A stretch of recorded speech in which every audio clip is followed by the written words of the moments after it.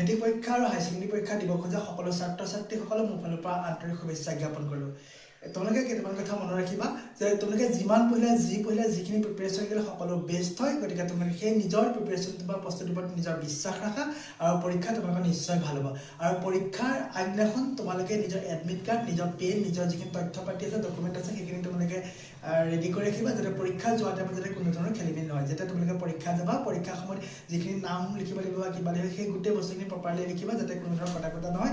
আৰু পৰীক্ষা হলত তোমালোকে যেতিয়া কুৱেশ্যন পেপাৰ কৰিবা, কিছুমান কুৱেশ্যন যদি তোমালোকে টান পোৱা বা কিছু কুৱেশ্যন টান পোৱা, তাত তোমাৰ 10-15 মিনিট তাত টাইম ৱেষ্ট নকৰিবা, তোমালোকে আগবাঢ়ি যাবা। কাৰণ এটা কুৱেশ্যন যদি 10 বা 15 মিনিট সময় তাত ৱেষ্ট কৰি দিয়া, তোমালোকৰ আগৰ যিখিনি কুৱেশ্যন কৰিবলগীয়া থাকিব সেইখিনি তোমালোকৰ প্ৰভাৱ পৰিব নিশ্চয়। গতিকে সেইকাৰণে তোমালোকে যিটো কুৱেশ্যন নোৱাৰা সেই কুৱেশ্যনটো পৰা আগবাঢ়ি পেলাই কৰি যাবা, আৰু যিটোখন থাকি যাব সেইটো পিছত কৰিবা। আৰু 3 ঘণ্টা পেপাৰত লাষ্ট 15 মিনিট সময় তোমালোকে পেপাৰখন কৰি কমপ্লিট কৰিবা, আৰু 15 মিনিট তোমালোকে ৰিভিজিটৰ কাৰণে ৰাখিবা। আৰু পৰীক্ষা আগদিনাখন তোমালোকে টোপনি ক্ষতি নকৰিবা, প্ৰপাৰলি তোমালোকে শুবা, যেতিয়া টোপনিটো কমপ্লিট হ'ব লাগিব।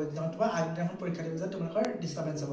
চ' আৰু এটা কথা মনত ৰাখিবা, যেতিয়া পেপাৰখন যেতিয়ালৈকে তোমাৰ এক্সামিনাৰজনক যেতিয়ালৈকে তোমালোকে নিজৰ এনচাৰ শ্বীটখন জমা নিদিয়া, তেতিয়ালৈকে তোমালোকৰ স্ক'ৰ উঠোৱা তোমাৰ চান্স থাকিব। গতিকে যেতিয়ালৈকে 3 ঘণ্টা কমপ্লিট নহয়, তোমালোকৰ পেপাৰ তোমালোকৰ ওচৰত থাকিব, তোমালোকে ধুনীয়াকৈ কৰিবা।